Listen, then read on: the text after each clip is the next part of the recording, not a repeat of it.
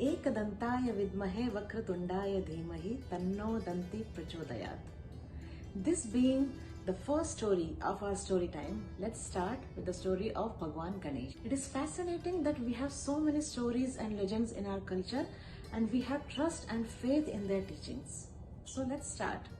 So once upon a time, a very long ago, Lord Shiva had instructed Ganesh to take care of Kailash, that is Shiva's abode, and not let anyone disturb his meditation. Ganesh, his parents' wish was his command.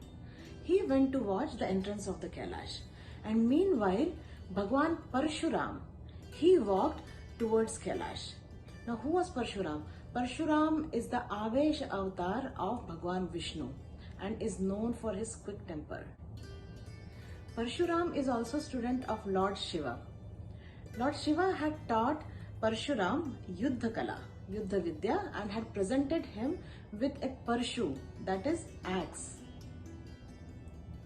Ganesh requested Parshuram not to enter Kailash, first politely, and then when he wouldn't listen, then firmly. This made Parshuram extremely enraged and he started arguing with Ganesh and eventually had a battle with Ganesh. When it looked like that Ganesh is going to win, Parshuram, he got extremely angry and he threw his Parshu, that is his axe, towards Ganesh. Ganesh just realized that the Parshu which was being thrown at him was a gift from Bhagwan Shiv to Parshuram, and fighting the Parshu itself would be disrespectful to Bhagwan Shiv himself. So he didn't fight back. Instead, he turned around and he took the Parshu on his tusk, and his tusk got hit by the Parshu and it got cut and fell on the ground. And Ganesh was left with a broken tusk and got the name Ekdanta. This legend, this story is mentioned in Upodghata Pada in Brahmanda Puran. There is one more legend on how Ganesh tusk was broken. So again, long ago, when Maharshi Vyas was about to write Mahabharata, he was looking for someone to help him with the writing. He was looking for a scribe and he thought of Ganesh. He approached Bhagwan Ganesh for help. Ganesh accepted the job but put forth a condition that you will have to recite whole tale, whole story, whole Mahabharata without a pause or without a break.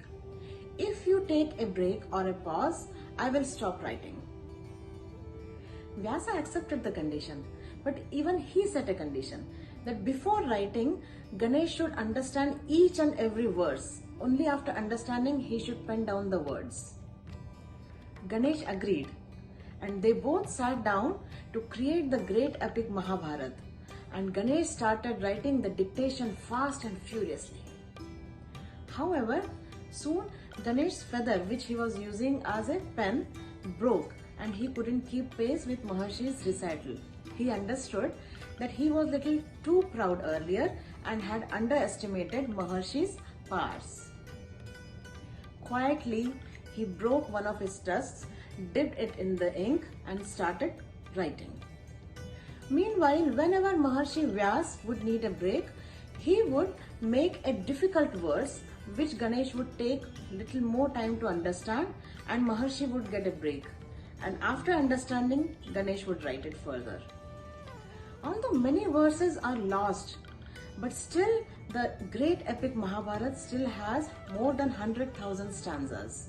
So such was the combination of Ganesh and Maharshi Vyas, complementing each other's qualities, appreciating each other's qualities, and thus they both created the great epic Mahabharata.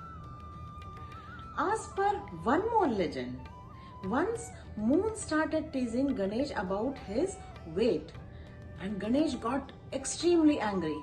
He broke his tusk and threw back at Moon. And again, because of this, he got his name Ekdanta.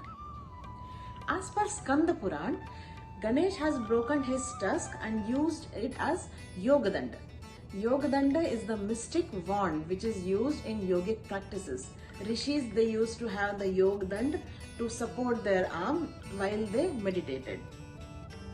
So we saw there are many stories and many legends just for how Ganesh got his name Ekdanta.